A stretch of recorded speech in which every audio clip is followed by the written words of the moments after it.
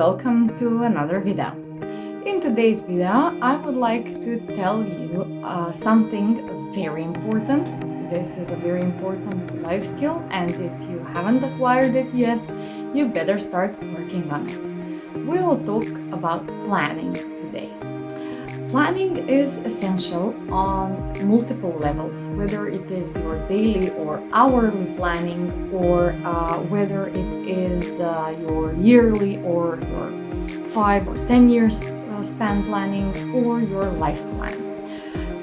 I know personally a lot of people, and if you are one of them, beware, this video is also for you. A lot of people wouldn't plan just because plans may not turn out the way they intended to. This is valid to some extent, but you have to know that plans aren't challenging your destiny. Like, if I say I'm planning this or that, then the universe will conspire against my plans and it will not turn out the way I want it. It is actually just the opposite. If I plan something, then I invest my mental energy into thinking about that, visualizing it to extensive details, and making sure that all my energy that I manifest in the universe will actually have consequence in putting the things in the direction in which I plan.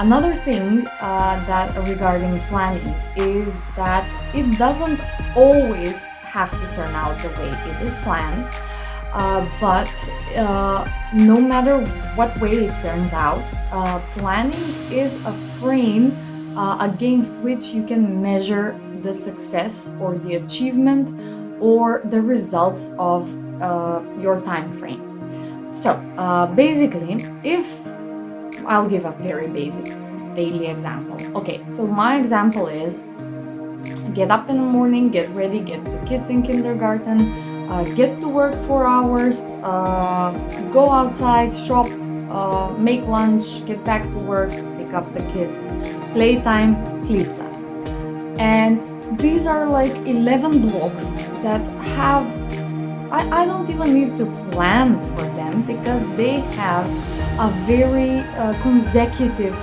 order. We can't have lunch and then go to kindergarten, or we can't sleep and then go to work. I mean, they have a very natural flow, right?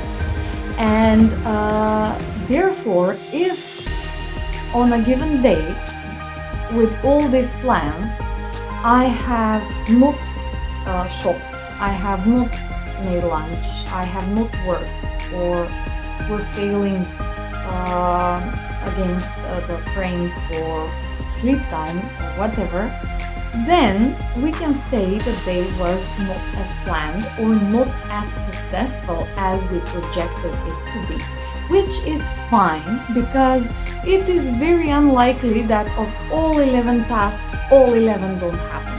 You know, if there is a force majeure that will have that result, basically then you have bigger trouble than not making your plans come true. In the same manner, I love to plan at least, maybe not up to time blocks, but at least certain things that I want to do. So, okay, for today's time block of 4 hours for working, I will prepare first output, second output, third output.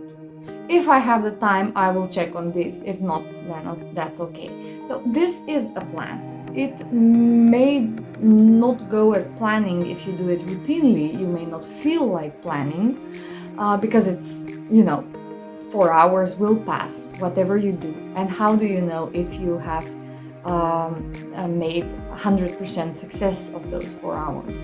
That is, if you finished the 3 tasks you planned, and maybe if it took you less than 4 hours, maybe you had the time to check on the other things on the list. If not, the other things on the list will stay for tomorrow's or for the afternoon's working block, and that is fine. That makes planning very fine, right? Very useful. So this is my attitude towards planning, and I know that planning is essential to most successful people's days and lives. And it makes a lot of sense because to be successful, you have to measure your success. You can't even measure being non-successful. It is not the same. It is not like, okay, I didn't work at all. Like, if I don't have a plan with 3 things, I will not have to deliver 3 things. That's fine. Sometimes I deliver just 1 thing out of the 3 planned, and that is I was working and being successful 30% of what was optimal to me, and that's fine, because sometimes then I will deliver 6 or 7 outputs in one day, in one working session, and that is also fine because it compensates for the overall success that I deliver. Let me tell you something about longer term planning.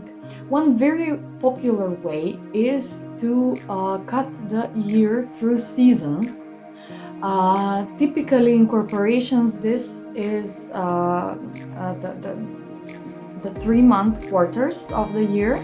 But in your life, you don't have to measure time by the quarters of the year. You may want to measure by things that are important to you, like birthday, your birthday, family birthdays, national holidays, seasons in which you typically take holiday, like, I don't know, New Year's or August or whatever works for you. So sometimes you have to plan, like, between New Year and spring holidays, and sometimes you have to plan for a longer period, like between August and New Year. But whatever the case is, it is boiled down to planning for a few weeks consecutively or few months consecutively, and this is the way you can put things up and see very realistically how much, whatever you want to achieve, whatever goal you have, how much time it will take. In example, I want to film 100 videos like this, right? And this is my goal. And I want to be ready until September, when I go on a family holiday. And from this moment till September, I have something a bit more than a month. So what I'm gonna do, I'm going to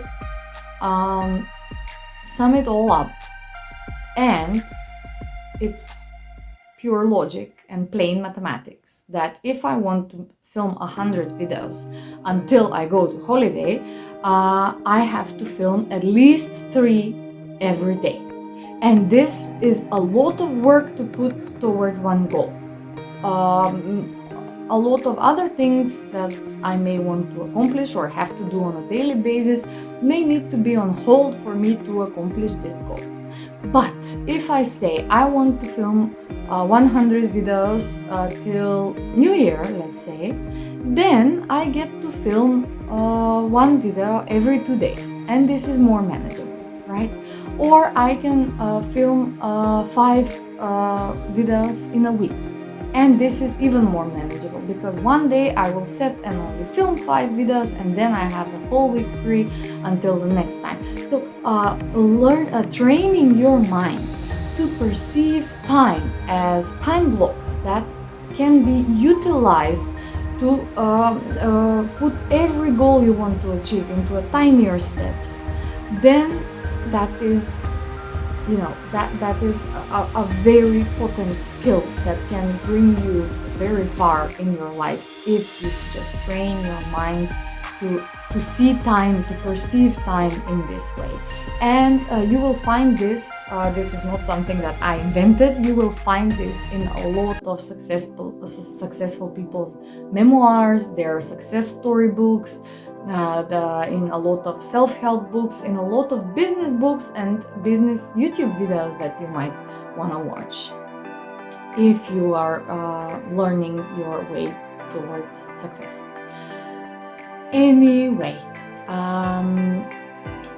this way you can also plan for your life.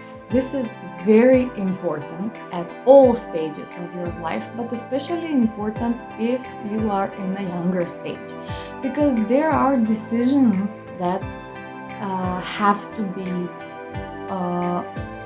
brought, and you have to feel right with these decisions. Whether is it getting married, having children, going to university, changing your career, starting your career if you're younger, any of that, you may have in the back of your mind, due to your family values or cultural upbringing, some appointment that, I have to finish university until I'm 24. I have to get married until I'm 30, let's say. Or when I get married, I have to have 5 children. No, or want to have, for that matter. So basically, these are like subconscious plans that you have in the back of your mind. And they may align with what you wish or may oppose with what you wish. So, an example, if you never consciously considered yourself whether you want to get married or not, you may and your family's values, like the average age in which in your family or in your city or in your among your friend group, on average people get married around 25, let's say. So you have this number 25 in the back of your mind, and you still haven't planned, or at least put down on paper, like write down or express loudly to yourself what you want to do about marriage, on topic marriage or whatever else, then you might experience a subconscious pressure that a big change is about to happen, and you don't feel comfortable with it. So basically, planning can help you not survive this stressful moments and not give you unnecessary anxiety and unpleasant feelings with stages of your life if you do it timely. It doesn't matter if you have someone to marry till 25, or if you want or don't want. It doesn't matter. What matters is that you are clear about your goals and you are able to put them in a time frame. Even if that time frame doesn't appear to be correct for your case, if it doesn't turn out as planned, you still are on a better way and much more successful than if it wasn't for the plan altogether. I hope this makes sense. Leave some comments below and let me know, would you like me to elaborate some of the more long-term and medium-term planning to help you develop and learn more about this life-changing skill of planning. Thank you very much for your attention. Bye bye.